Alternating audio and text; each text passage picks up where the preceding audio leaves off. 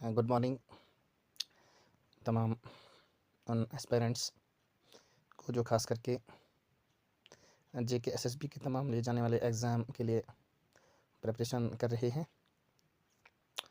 आपको इस चीज़ की जानकारी भी होगी कि जेके एसएसबी की तरफ से जो नई नोटिफिकेशन जेके पीएसआई यानी सब इंस्पेक्टर के लिए जो आई हुई है, उनके जो फॉर्म हैं वो 3 से लगने वाले हैं और उस चीज़ का भी सिलेबस तो मेंशन नहीं किया है उसकी नोटिफिकेशन पे, लेकिन हम ये उम्मीद करते हैं कि हिस्ट्री जो है, पूरी जो हिस्ट्री है वो सिलेबस में ज़रूर होगी। कुछ मैथमेटिक्स का पोर्शन होगा, ज्योग्राफी होगी। जिस तरीके से पहले जो है जेके एसएसबी ने तमाम ऐसे एग्ज़ाम जो है लिए हुए हैं, जैसे सब इंस्पेक्टर का 2 बार उन्होंने लिया, तो सिलेबस जो है लगभग सेम ही रहा। थोड़ा सा मैथ का उन्होंने अगले बार थोड़ा सा चेंज कर दिया था, लेकिन बाकी जो पोर्शन था सिलेबस का वो सेम रहा था। और यही सिलेबस जो है फॉरेस्टर एग्ज़ाम के लिए भी आपको बहुत ही इंपॉर्टेंट और फ़ायदेमंद रहने वाला है। तो इसमें हमने कुछ चीज़ें पढ़नी है। ये मेडिवल अर्ली मेडिवल इंडिया, मतलब मेडिवल हिस्ट्री हम पढ़ेंगे, तो थोड़ा सा हम अर्ली पे जाएंगे पहले, तो उसके बाद मेडिवल हिस्ट्री और फिर मॉडर्न पे जाके फिर हम लास्ट पे एंशिएंट हिस्ट्री पढ़ेंगे। तो इसमें पूरा हिस्ट्री का जो आपको कंटेंट बहुत ही जो है बेहतरीन मिलने वाला है। तो इसमें अर्ली मेडिवल इंडिया में जो हमने चीज़ें पढ़नी है, तो brief history of Rajput kingdoms हमने पढ़ना है, cause and result of Arab conquest of Sindh पढ़ना है, Mahmud of Ghazni and his invasion पढ़ना है, महमद ऑफ गोरी इन्वेजन पढ़ना है, और cause for the failure of Hindu states. ये तमाम चीज़ें इसमें हमने पढ़नी है। तो इससे पहले आपसे तमाम दोस्तों से गुजारिश है कि आप वीडियो के अंत तक बने रहिए, और अगर आप इस यूट्यूब चैनल पर नए हैं तो आप मेरे इस चैनल को सब्सक्राइब कीजिए, तो वीडियो को ज़्यादा से ज़्यादा शेयर कीजिए और बेल के आइकन को भी प्रेस कीजिए, ताकि बहुत सारी अपडेट के साथ भी बने रहिए और सिलेबस के हिसाब से जितने भी वीडियोज़ इस यूट्यूब चैनल पर जो है कोशिश करने के बाद जो आएंगी तो आप तक ज़रूर वो पहुँचेंगी, बगैर किसी तगोदो के आप तक वो ज़रूर पहुँच जाएंगे। तो यहाँ पे जो पहले पैरा में जो चीज़ लिखी है, कहते हैं कि after the death of Harsha, यानी कि हर्षा की मौत के बाद there was there was no political unity in north India for about 5 centuries, यानी 5 सदियों तक कोई भी जो है यूनिटी नहीं रही। जो स्टेट्स थी, जो इंडिविजुअल स्टेट्स थी, जिनका हेड हुआ करता था तब इंडिविजुअल स्टेट्स का, तो उनके दरमियान में यूनिटी न रहने के कारण जो है इसमें बहुत सारी दिक्कतें आने लगती हैं। फिर नॉर्थन इंडिया के अंदर the country was split up into number of states which were constantly fighting and changing their frontiers, यानी कि अब इसमें क्या हुआ कि जो कंट्री थी ये टूट गई अलग अलग स्टेट्स के अंदर, और अलग अलग स्टेट्स में अलग अलग किस्म के राजा महाराजा जो है अब हुकूमत करने लगे। तो उनके बीच में लड़ाई भी होने लगी अपनी फ्रंटियर को लेकर, मतलब कोई ऐसे बहुत सारे ऐसे राजाज थे, वो अपनी बाउंड्री को बढ़ाना चाहते थे, तो उस बाउंड्री को बढ़ाने की वजह से आपस में कन्फ्लिक्ट होने लगा। जैसे इंपॉर्टेंट जो किंगडम्स थी नॉर्थ इंडिया की, जो है कश्मीर था, गंधार था, सिंध था, गुजरात था, कनौज था, अजमेर था, मालवा था, बंगाल था और आसाम था। ये तमाम नॉर्थन इंडियन स्टेट्स या फ्रंटियर के जितने भी स्टेट्स थी, ये इसमें पाई जाती है। In the early eighth century Kashmir was dominate, यानी अर्ली 8th सेंचुरी में जो था कश्मीर क्या था, ये सबसे सुपर पावर डोमिनेट कहलाया जा रहा था। Then the Palas of the Bengal, उसके बाद पलाज जो है डोमिनेट हो गए, regained supreme till the Pratiharas became the most powerful ruler of north India. सबसे पहले कश्मीरीज थे, मतलब कश्मीर की जो किंगडम थी वो सबसे पहले डोमिनेट थी, उसके बाद पलावा जो है पलाज बंगाल के, और प्रतिहाराज फिर आगे पावरफुल नॉर्थ इंडिया के अंदर। But in the 10th century में क्या कर Rashtrakutas of the Deccan try to expand their power in north India but ultimately failed in their attempt, नहीं वो चाहते थे कि वो घुसना चाहते थे नॉर्थ इंडिया में, तो बहुत कोशिशों के बाद कौन थे, राष्ट्रकूटाज। ये चीज़ आपने याद रखनी, राष्ट्रकूटाज जो डेक्कन के रहने वाले थे, ये तो वो अपनी पावर को बढ़ाना चाहते थे, तो अपनी किंगडम को भी उसी पावर के साथ वो एक्सटेंड करना चाहते थे, लेकिन वो इस चीज़ में क्या हो गए, फेल हो गए। तो सबसे पहले हमने ये थोड़ा इंट्रोडक्शन था इस नॉर्थ इंडिया के बारे में, तो हम राजपूत के बारे में पढ़ेंगे, राजपूत किंगडम क्या थी, इसके इनकी डोमिनेंस क्या थी और ये किस ईयर्स में जो है रूल करते थे। कहते हैं the dominance of Rajput begin from the 7th and 8th century and last till the Muslim conquest in the 12th century, यानी कि 7th 8th सेंचुरी में ये क्या कर रहे थे, डोमिनेंस अपना दिखाते थे। कब तक, जब मुस्लिम ने यहाँ पे क्या किया, कन्वेस्ट मतलब आक्रमण किया, तो कब, वो भी 12th सेंचुरी में। Even after that many Rajput states continue to survive for a long time, यानी कि हालांकि इस मुस्लिम कन्क्वेस्ट के बाद भी बहुत सारे राजपूत स्टेट्स ने हुकूमत को कंटिन्यू किया in the period of Muslim aggression, यानी कि उस वक्त के जब मुस्लिम जो रूलर्स थे उन्होंने बहुत सारा इन्वेजन यहाँ पे हिंदुस्तान के अंदर किया था। The Rajputs were the main defender of Hindu religion and culture, तो हिंदू रिलीजियस और कल्चर की तरफ से राजपूत जो है एक बहुत खास डिफेंडर्स हुआ करते थे तब। देयर वर सेवरल थ्योरीज, यानी बहुत सारी थ्योरीज जो है ओरिजिन ऑफ राजपूत के बारे में बताई जाती हैं। They were consider as descendant of foreign invasion and Indian Kshatriyas, कहा जाता है कि फॉरेन इन्वेजन्स थे, यहाँ पे बाहर बाहर से आके यहाँ पे हमला किया था और फिर यहाँ ही बस गए थे। कुछ कहते हैं कि इंडियन राष्ट्रकूटाज में से ही हैं, ठीक है। क्षत्रियाज में से इसका sorry Kshatriyas. The foreign invasions were Indianised and absorb in society. हाँ, यही चीज़ मैंने पहले बोली कि इन्वेजन जब यहाँ पे किया उसके बाद यहीं पे रहने लगे और ये इंडियन सोसाइटी में एब्जॉर्ब हो गए। Many legends of Rajput sports this थे, और बहुत सारे लेजेंड्स जो थे, बहुत सारे पढ़े लिखे लोग जो थे इसको सपोर्ट करते थे इस थ्योरी को। Therefore it can be said that diverse element constitute in the shaping of the Rajput clan. They became homogeneous by constant intermarrying and by adopting common customs. अब ये क्या हुआ कि अब राजपूत ऐसा दिखते नहीं थे, वो बाहर के थे, क्यों? उन्हें इंटर मैरिज यहाँ पे की थी, यानी शादियाँ जो है आपस में यहाँ पे दूसरे बरादरी के लोगों के साथ की थी, और उन्हें आम तौर पर जो यहाँ का कस्टम था, यहाँ का रस्म रिवाज था, उसको क्या अपनाया था, अडॉप्ट किया था। They made war as their chief occupation, यानी कि उनका जो ये जंगी का जो माहौल था वो एक खास उनका एक मुद्दा व मकसद था, है ना, ऑक्यूपेशन था। However trade agriculture also prosper, हालांकि ट्रेड और एग्रीकल्चर भी वो बड़े शौक से किया करते थे। The Arab travellers refer to the prosperity of the land and the great trade of the cities they built strong forts, यानी कि अरब के साथ वो काफ़ी ट्रेड किया करते थे। अब यहाँ पे है दूसरे पैरा में लिखा था गुर्जारा प्रातिहाराज व the earliest of the Rajput rulers, यानी ये प्रातिहाराज थे, ये राजपूत के पहले रूलर्स हुआ करते थे। It's first great ruler was Harishchandra. Harishchandra इसका इनका सबसे पहला और बहुत अच्छा लीडर हुआ करता है था। He conquered extensive territory in Rajaputana and ruled with his capital at Bhimmal. उन्होंने सबसे पहले जो है अपनी टेरिटरी को एक्सटेंस किया और कन्क्योर भी किया था, जीत भी लिया था, कहाँ पे? राजापुटाना में, और उसके बाद वहाँ पे रूल भी किया था, उन्हें हुकूमत भी की थी, जहाँ पे कैपिटल उनकी थी Bhinmal. The Gurjaras were the different branches. अब गुर्जाराज की अलग अलग शाखें हुआ करती थी। One branch was Gujarat and other at Avanti. एक ब्रांच जो है उनकी रहा करती थी गुजरात के अंदर, और दूसरी अवंती के अंदर, Avanti. The Pratiharas involve themselves in the three corners conquest with the Palas of Bengal and Rashtrakutas of Deccan. तो इनके साथ इनने क्या किया था, लड़ाई वगैरह लड़ी थी। लेटर द प्रतिहाराज बिकम वीक, और आप बाद में क्या, प्रतिहारा जो है वो कमजोर हो गए। The Chauhans the most valiant of the Rajput race, ने राजपूत की नस्ल के ही थे, रूल अजमेर ने अजमेर पे रूल किया था। Vighraj Vigraharaja were their most important king who occupied Delhi, और ये भी एक बादशाह हुआ जिसने दिल्ली को क्या किया था, कैप्चर किया था, ऑक्युपाई किया था। Therefore the Chauhan faced the onslaught of the Muslim under Mahmud of गोरी।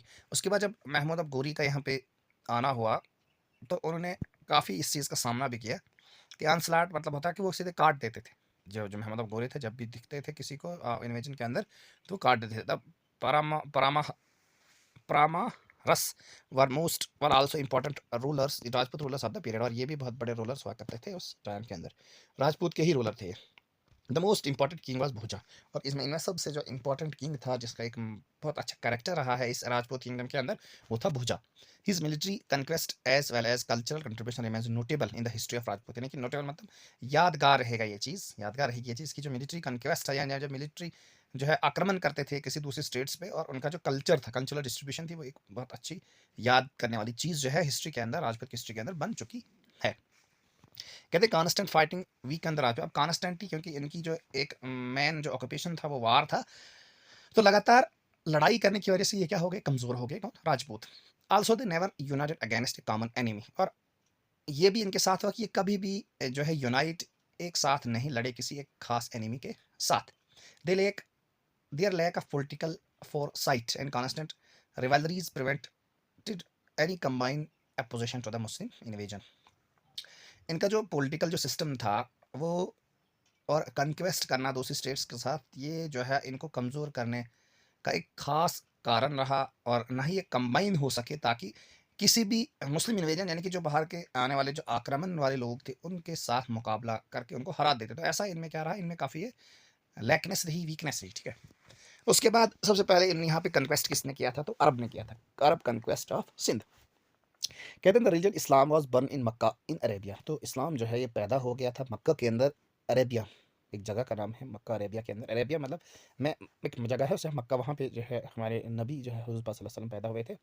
It's founder was prophet Muhammad सल्लल्लाहु अलैहि वसल्लम, but his teaching made the wealthy people of Mecca his enemies, यानी कि उसकी जो टीचिंग थी, उसकी जो पढ़ाई थी, जो वो सिखा रहा था, कि उससे क्या हो गया, जो वेल्दी पीपल मतलब जो वहाँ मक्का के अमीर लोग थे वो उसके दुश्मन बन गए। Therefore he migrated to Medina, इस वजह से वो क्या हो गए, वो वहाँ से मुंतकिल हो गए मदीना की तरफ, जिस 622 AD में, which was the starting point of Muslim calendar and Muslim era called Hijra, और ये जो हिजरा था ये स्टार्टिंग जो है वक्त था, एक कैलेंडर था जब इन्होंने क्या किया था, हिजरत की थी, अरबी में कहते हैं मुंतकिल होने को हिजरत कहते हैं। तो ये कैलेंडर शुरू होता है हिजरा, जिसको कहते हैं मुस्लिम कैलेंडर। तो ये भी चीज़ आपने यहाँ पे याद रखनी है कि मुस्लिम कैलेंडर जो है किस तरह से और कब से शुरू हुआ है।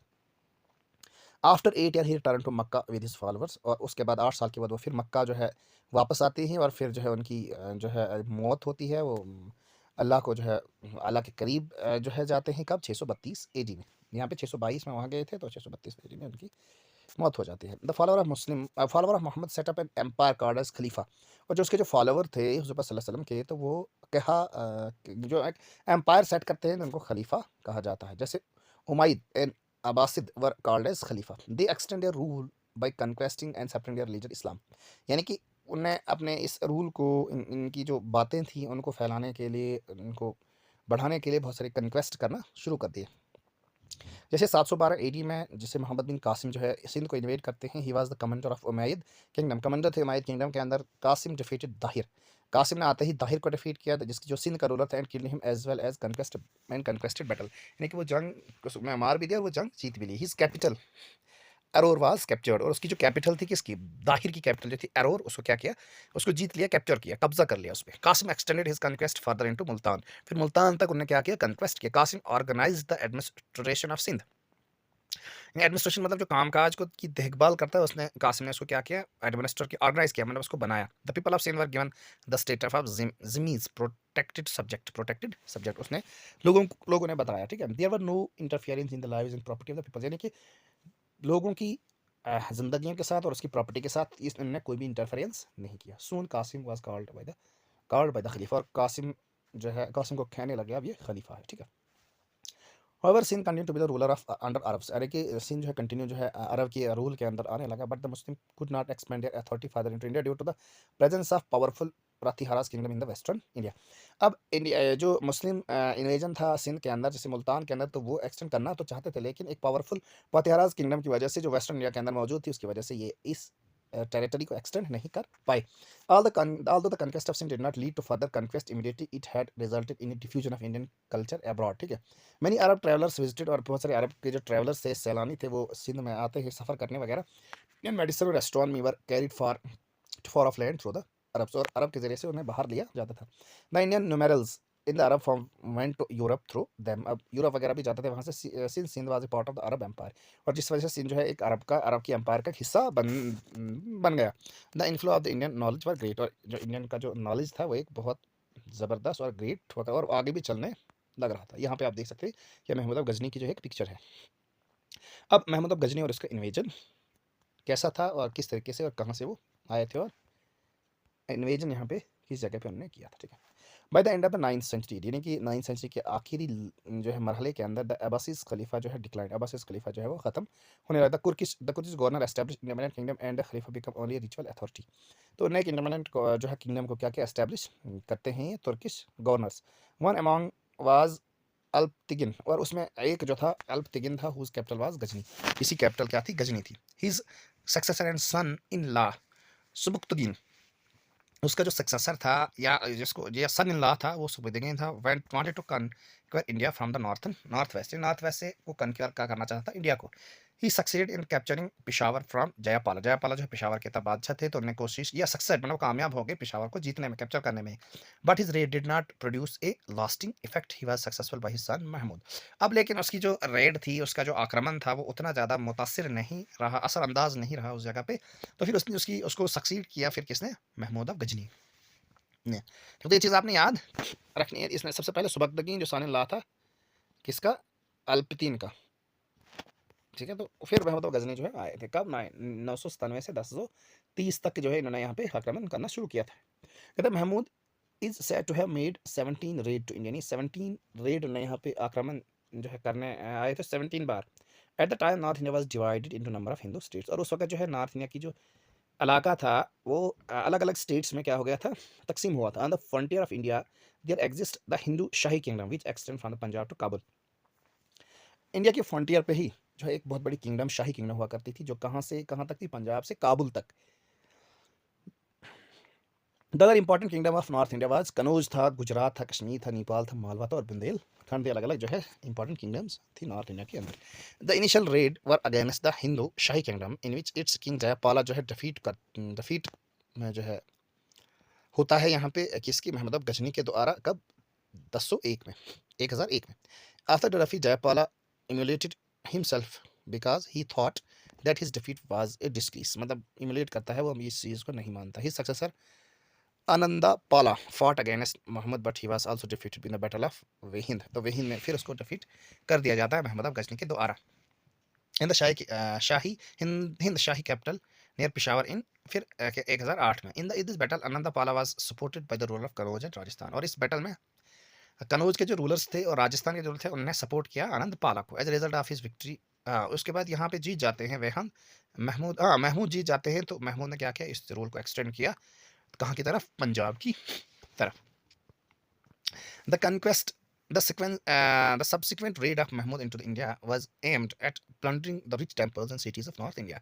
अब यहाँ पे ये चीज़ यहाँ बताई गई कि महमूद गजनी का जो इन्वेजन उसका मुद्दा व मकसद बस यही था कि हम टेम्पल्स को लूटेंगे। रिच टेम्पल्स को थे, जो जो टेम्पल्स थे उनका ये मकसद था कि वो लूटना चाहते थे, और जो बड़ी बड़ी सिटीज़ थी नॉर्थ इंडिया की उनको प्लंडर मतलब लूटना चाहते थे। इन 1011 में क्या हुआ, द रेड नगरकोट पंजाब की एक हिल है एंड थानेश्वर और दिल्ली के अंदर, यहाँ पे उन्होंने रेड डाली यहाँ 1011 के अंदर। और in 1018 Mahmud plunder the holy city of Mathura and also attack Kannauj. और फिर अटैक कहाँ करते हैं, कनौज में भी करते हैं। द रूल ऑफ कनौज जो है राजा पाला अमेंडोन कनौज एंड लेटर डाइड। फिर क्या गवा देते हैं कनौज को और बाद में वो उनकी डेथ हो जाती है, मृत्यु हो जाती है। Mahmud return via Kalinjar with fabulous riches, यानी बहुत सारा पैसा, बहुत सारा धन सोना वगैरह लेके वो वहाँ से क्या करते हैं, वापस मुड़ते हैं। His next important red was against Gujarat. और नेक्स्ट जो रेड थी, नेक्स्ट जो आक्रमण था वो कहाँ पे था, गुजरात के अंदर। In 1024 Mahmud marched from Multan across Rajputana, defeated the Solanki king Bhimdeva, first plundered Anhilwad and sacked the famous temple of Somnath. Temple तो सैड होता है, लूट लेते हैं इस सोमनाथ टेम्पल को। Then he return through the Sindh desert, और सिंध डेजर्ट से वो क्या हो जाते हैं, वापस मुड़ जाते हैं। This was his last campaign, और ये आखिरी जो है इन्वेजन था इंडिया के अंदर। महमूद डाइड जो है मर जाते हैं कब, 1030 AD के अंदर। महमूद गजनी जो है इस 1000 AD के अंदर मर जाते हैं। उसके बाद Mahmud was not a mere raider and plundered of wealth. उसके बाद ये रेड और प्लंटिंग जो है जो ये बंद कर देते हैं। He build a wide empire from the Punjab in the east to the Caspian sea on the west end, from Samarkand in the north and Gujarat in the south. इतनी बड़ी किंगडम जो है एस्टेब्लिश कर देते हैं। और जो गजनवी जो एम्पायर थी उसमें पर्शिया था, ट्रांस ऑक्सियाना था, अफगानिस्तान था और पंजाब था। तो ये बड़ी बड़ी दो जो है किंगडम्स थी, ये उभरती हैं एक नई जबरदस्त पावर के साथ। His achievement were due to the leadership and restless activity. ठीक है, उनकी जो अचीवमेंट्स थी, उनकी जो कमाई कहेंगे या उनकी जो कामयाबी थी, वो किसकी वजह से, उनके बहुत ज़बरदस्त लीडर्स के साथ, और रेस्टलेस एक्टिविटी जो थी, यानी को कभी रेस्ट नहीं किया करते थे, वो चलते रहते थे एक दूसरे के साथ लड़ने के लिए। फिर Mahmud was considered a hero of Islam by medieval historian. और मेडिवल हिस्टोरियन ने जो महमूद गोरी था, इसको क्या बताया गया, ये hero of Islam, hero of इसलिए बहुत सारा इस्लामिक जो चीज़ें थी इन्हें डिस्ट्रीब्यूट करने की इन्हें कोशिश की थी महमूद गजनी ने। ठीक है, he was patronised art and literature. और इसका जो बड़ा शौक था आर्ट और लिटरेचर का। से Firdausi was a poet laureate in the court of Mahmud. और जो फिरदौसी था वो महमूद की कोर्ट का एक बहुत अच्छा पोइट हुआ करता था। He was author of Shahnameh. तो वो एक शाहनामा एक जो बुक हुआ करती थी उसका ऑथर भी है। अलबरूनी जो है stayed in Mahmud court and wrote the famous Kitab Hind. Al-Biruni ने लिखी थी, ये चीज़ भी आपने याद रखनी है। An account of India, India के अकाउंट के बारे में, इंडिया के तमाम चीज़ों के बारे में, इनके किंगडम्स के बारे में, कन्क्वेस्ट के बारे में। तो ये किताबें हिंद जो है अलबरूनी ने लिखी है।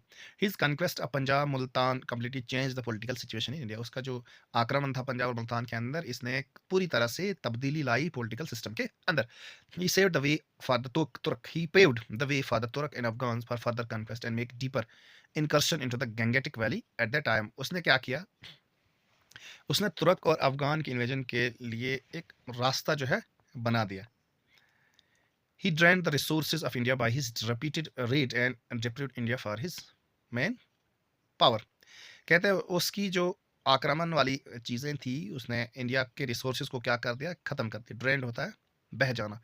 तो यहाँ पे उसने क्या कर दिया, ये तमाम चीज़ें लूट के यहाँ के रिसोर्सेज को, यहाँ की पावर्स को, यहाँ के पैसे को, तमाम चीज़ों को यहाँ से लूट के ले गए। और यहाँ की जो मेन पावर थी उसको डिप्रीव मतलब उसको ख़त्म करने की कोशिश की।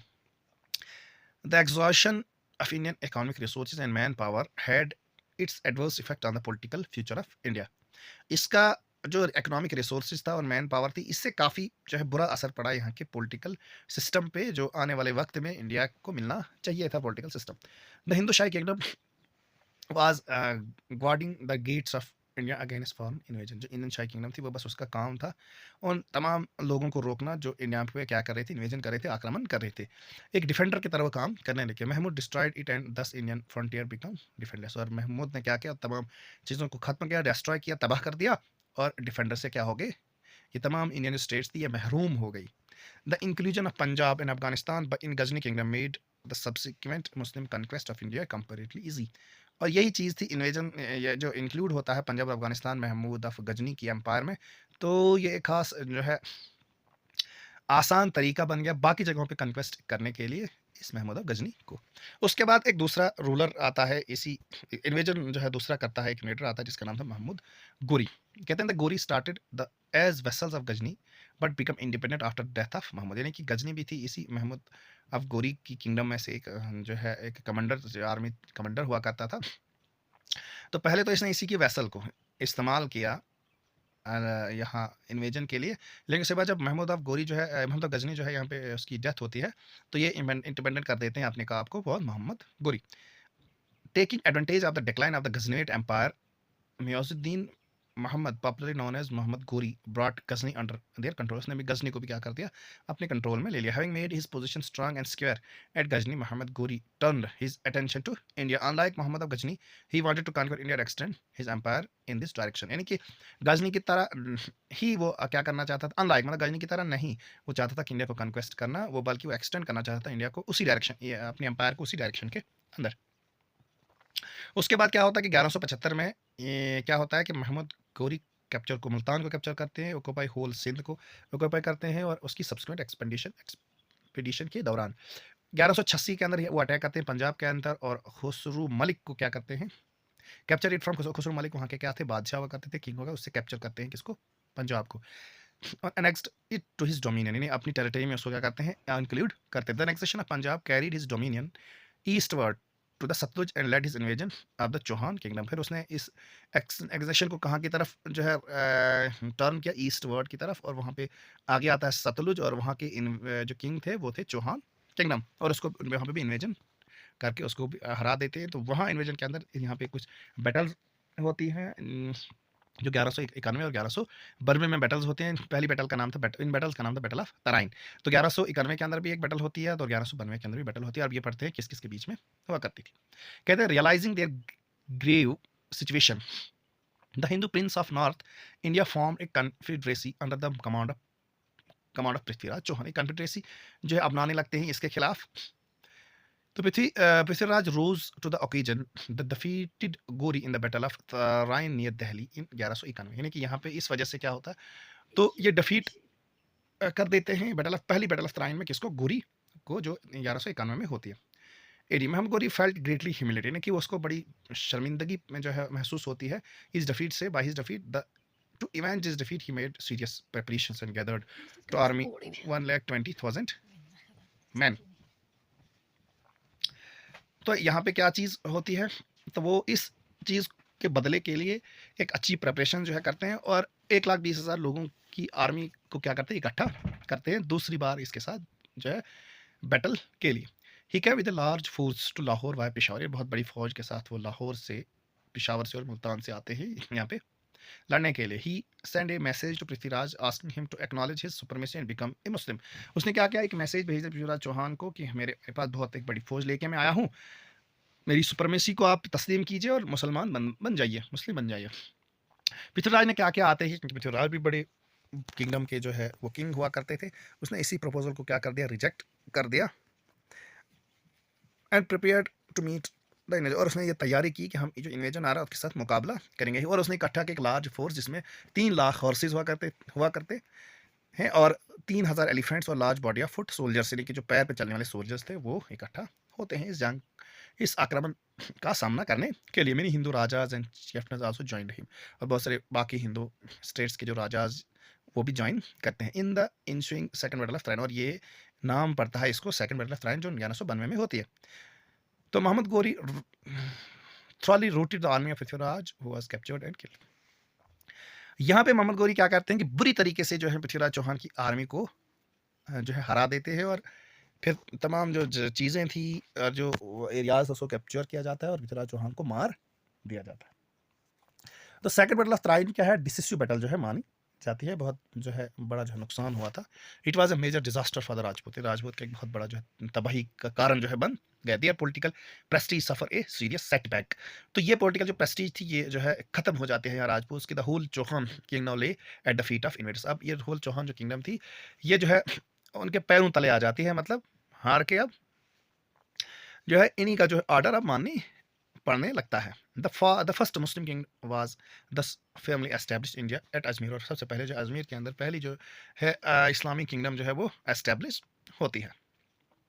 And new era in the history of India begin. एक नया ही जो है वक्त जो है शुरू हो जाता है इंडियन की हिस्ट्री के अंदर। After his brilliant victory over Prithviraj at Tarain, Mohammad Ghori return to Ghazni leaving behind favourite general Qutbuddin Aibak जो है वो उसको जनरल बना दिया जाता है आर्मी का। To make further conquest in India, Aibak consolidated his position in India by conquering place like Delhi, Meerut वगैरह उन्होंने फिर आहिस्ता से कैप्चर करना शुरू कर दिया। इन 1193 में ही prepared the ground for another invasion of Muhammad Ghori. His invasion was directed against the Gohada rulers, जिसका नाम था जयचंद्र। तो Mohammad routed Jaichandra forces Kannauj was occupied by the Muslim after the battle of Chandawar. Chandawar के battle के बाद वो क्या था, the battle of Tarain and चंदावार contributed to the establishment of Turkish rule in India। और यही जो है बैटल जैसे तराइन की या चंदावार की ये यही एक खास कारण रहती हैं तुर्किश रूलर्स को एस्टेब्लिश होने के लिए हिंदुस्तान के अंदर। अब वजह क्या रही इसका, इसकी जो काज जो था, वजह जो थी इसके फेलियर की हिंदू किंगडम की, तो इसकी क्या वजूहत रही? कहते हैं the cause for the down of Hindu states were the analysed historically.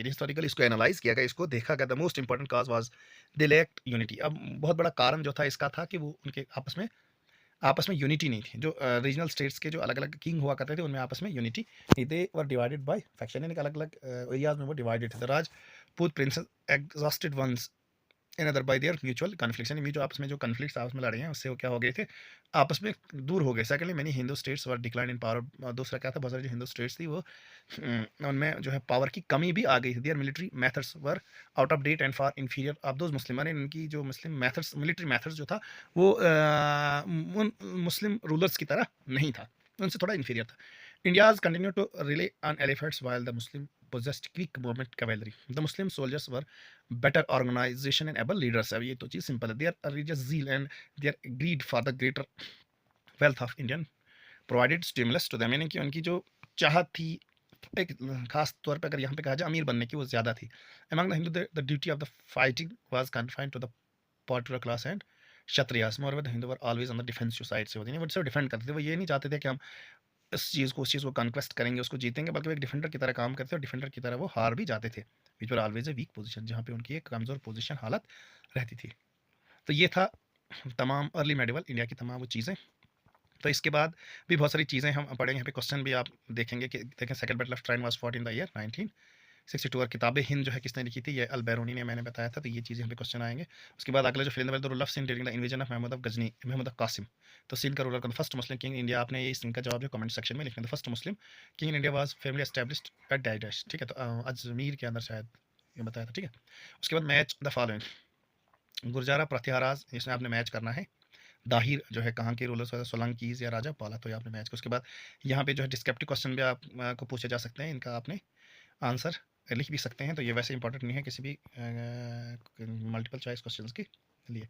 तो साइड राइट शॉर्ट नोट आपने लिखना थी, तमाम चीज़ें थी। तो इससे बाद वीडियो के अंदर हम दिल्ली सल्तनतेस के बारे में पढ़ेंगे। तो ये दिल्ली सल्तनत जो है मेडिवल इंडिया का एक बहुत अच्छा टॉपिक है। तो बस आपसे गुजारिश है कि आप अगर नए हैं यूट्यूब चैनल को सब्सक्राइब कीजिए। जो भी इसमें आपको वीडियो चढ़ाई जाएंगी आपकी खिदमत के लिए, तो वो आपको आसानी मिल जाएंगे। और आप कमेंट सेक्शन में ये भी बता सकते हैं कि आपको मटेरियल जो है कैसा लगा, किस तरीके का जो है बनाया गया है। तो आप कमेंट करके मेरी जो इनकरेजमेंट है उसको बढ़ा सकते हैं। और बहुत मेहनत लगती है दोस्तों इसको लिखने में और पीपीटी बनाने में। तो आपसे गुजारिश है कि आप मेरे चैनल को सब्सक्राइब कीजिए, वीडियो को ज़्यादा से ज़्यादा शेयर और लाइक कीजिए। तो ये थी तमाम चीज़ें मेडिवल इंडिया के बारे में, वो भी अर्ली मेडिवल इंडिया। तो अगली वीडियो के अंदर हम दिल्ली सल्तनत के बारे में पढ़ेंगे। तो तब तक मुझे